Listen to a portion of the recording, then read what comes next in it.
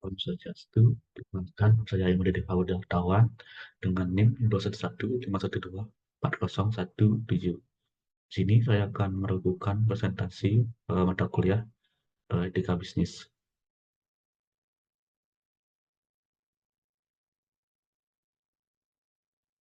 Yang pertama adalah definisi etika bisnis. Etika bisnis adalah seperangkat prinsip moral yang menentukan perilaku yang dianggap benar atau salah dalam konteks bisnis. Etika bisnis mencakup standar dan nilai yang mengatur secara organisasi dan individu dalam bisnis menjalankan operasi mereka, berinteraksi dengan pemangku kepentingan, dan membuat keputusan. Prinsip-prinsip ini memastikan bahwa kegiatan bisnis dilakukan dengan integritas, kejujuran, dan tanggung jawab. Yang, per, nah, yang pertama adalah prinsip-prinsip dasar dari etika bisnis. Yang pertama adalah kejujuran, yaitu menjaga kebenaran dalam uh,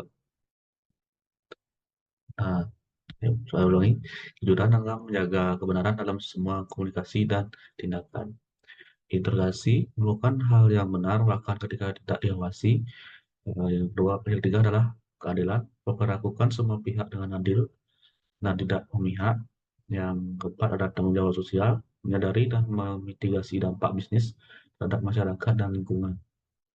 Yang terakhir adalah transparansi, yaitu keterbukaan dalam operasi dan pengambilan keputusan dalam bisnis. Yang ini adalah kepatuhan regulasi dan hukum. Kepatuhan terhadap regulasi dan hukum adalah keharusan bagi setiap bisnis untuk mengikuti semua peraturan yang ada dan undang-undang yang berlaku saat ini, termasuk eh, mematuhi standar keselamatan dan kesehatan kerja, mematuhi undang-undang lingkungan, mematuhi hukum perdagangan, termasuk hak asasi manusia dan pekerja, mematuhi peraturan tentang persaingan usaha yang sehat. Yang ternyata adalah keselamatan kerja dan tanggung jawab terhadap pekerja. Keselamatan kerja adalah bagian integral dari etika bisnis yang mencakup upaya untuk menciptakan lingkungan kerja yang aman dan sehat bagi semua karyawan. Tanggung jawab terhadap pekerja meliputi menyediakan pelatihan keselamatan yang memadai, menyediakan perlengkapan keselamatan yang diperlukan, menerapkan prosedur yang mengurangi risiko kecelakaan kerja, memastikan hak-hak pekerja dihormati, termasuk upah yang adil dan kondisi pekerja lapangan kerja yang layak. Uh, Misalnya adalah bentuk transparansi dan integrasi dalam penanganan proyek dan pelaksanaan. Transparansi dan integrasi dalam penanganan proyek dan pelaksanaan berarti menyediakan informasi yang akurat dan jujur dalam semua dokumen tender dan penawaran, menghindari praktik korupsi seperti suap dan gratifikasi, memastikan bahwa proyek dilaksanakan sesuai dengan spesifikasi dan anggaran telah disepakati sebelumnya, menjaga komunikasi yang terbuka dan dengan semua pemangku kepentingan. Adalah contoh kasus nyata yang terjadi pada pelanggaran etika bisnis dan pelajaran yang dapat diambil. Terus contoh kasus yang pertama adalah kasus Enron 2001. Dengan kasus sebuah perusahaan energi di Amerika Serikat yang terlibat dalam satu skandal keuangan terbesar dalam sejarah. Perusahaan ini menggunakan praktik akuntansi yang tidak jujur untuk menyembunyikan utang yang besar dan melebih-lebihkan laba dari perusahaan. Pelajaran dapat diambil dari kasus tersebut adalah transparansi dan kejujuran. Pentingnya kejujuran dan transparansi dalam pelaporan keuangan untuk mencegah manipulasi kecurangan. Ternyata pengawasan dan regulasi, yaitu perlunya pengawasan yang ketat oleh regulator dan adanya sistem kontrol internal yang efektif. Akuntabilitas manajemen harus bertanggung jawab atas tindakan mereka dan menjaga integritas dalam mengambil keputusan bisnis. Yang kedua ada kasus Rana Plaza 2013. Dengan kasusnya itu bangunan pabrik garmen Rana Plaza di Bangladesh runtuh, menewaskan lebih dari 1.100 pekerja dan melukai ribuan lainnya.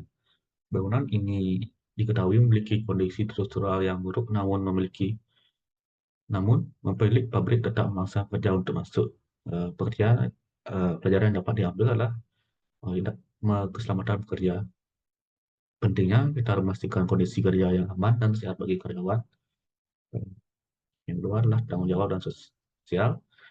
Perusahaan harus bertanggung jawab atas kesejahteraan kerja, memastikan kondisi kerja yang layak di seluruh rantai pasokan. Pemeriksaan dan kepatuhan. Pemeriksaan rutin terhadap fasilitas kerja, kepatuhan terhadap standar selamatan kerja adalah hal yang wajib. Yang ketiga adalah kasus Volkswagen Emission Scandal 2015. Dengan kasus Volkswagen tertangkap menggunakan perangkat lunak untuk memanipulasi hasil uji emisi kendaraan mereka sehingga tampak memenuhi standar emisi sementara sebenarnya tidak. Pelajaran yang dapat diambil adalah integrasi dan pilihan yang meliputi pentingnya penjaga integritas dalam produk dan layanan yang ditawarkan untuk mempertahankan kepercayaan publik. Ya, selanjutnya adalah kepatuhan terhadap regulasi, yaitu mematuhi regulasi lingkungan yang merupakan hal sangat penting untuk menghindari sanksi hukum dan kerusakan dalam reputasi atau nama baik. Yang kedua, dampak jangka panjang. Tindakan yang tidak etis dapat memiliki dampak jangka panjang yang merugikan perusahaan secara finansial dan reputasional. Yang keempat adalah kasus Wells Fargo tahun 2016. Wells Fargo adalah sebuah bank besar di Amerika Serikat yang terlibat dalam skandal di mana karyawan secara ilegal membuka jutaan rekening bank dan kartu kredit tanpa izin pelanggan untuk mencapai target penjualan yang agresif. Pelajaran yang dapat diambil adalah etika dalam penjualan. Pentingnya etika dalam praktik penjualan dan tidak memaksakan kerja yang tidak realistis kepada karyawan pekerja. Budaya perusahaan.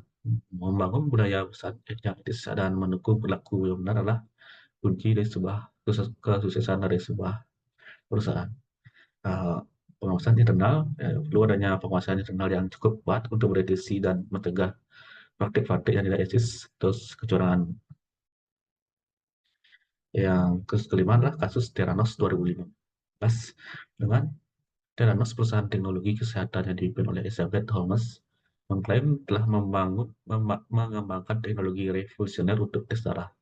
Namun, investigasi menunjukkan bahwa teknologi tersebut tidak berfungsi seperti yang diiklankan dan hasil tes tidak akurat. Pelajaran yang dapat diambil adalah kejujuran dalam inovasi. Kita harus jujur dalam inovasi yang kita buat. Ya, produk dalam sebuah produk itu sangat penting, terutama dalam industri kesehatan yang menyangkut nyawa manusia. Verifikasi dan validasi merupakan harus memastikan privasi dan validasi yang ketat terhadap klaim produk sebelum meluncurkannya ke pasar. Transparansi dengan investor, mengkomunikasikan informasi yang jujur dan akurat kepada investor untuk menghindari penipuan. Kesimpulannya, etika bisnis adalah fondasi yang penting dalam menjalankan operasi perusahaan dengan integrasi dan kejujuran, tanggung jawab sosial. Prinsip-prinsip dasar etika bisnis mencakup kejujuran, integritas, keadilan, tanggung jawab sosial, dan transparansi. Patuhan terhadap regulasi dan hukum adalah keharusan yang mencakup patuhan terhadap standar keselamatan dan kesehatan kerja, undang-undang lingkungan, hukum perdagangan, dan peraturan persaingan usaha. Kasus-kasus nyata seperti Enron, Rana Plaza, Volkswagen, Wells Fargo, dan Theranos menunjukkan bahwa pelanggaran etika bisnis dapat membawakan dampak buruk yang signifikan, termasuk kerusakan reputasi, kerugian finansial, dan dampak negatif terhadap karyawan dan masyarakat. Sekian presentasi dari saya. Saya ucapkan terima kasih. Dan Om Swastiastu.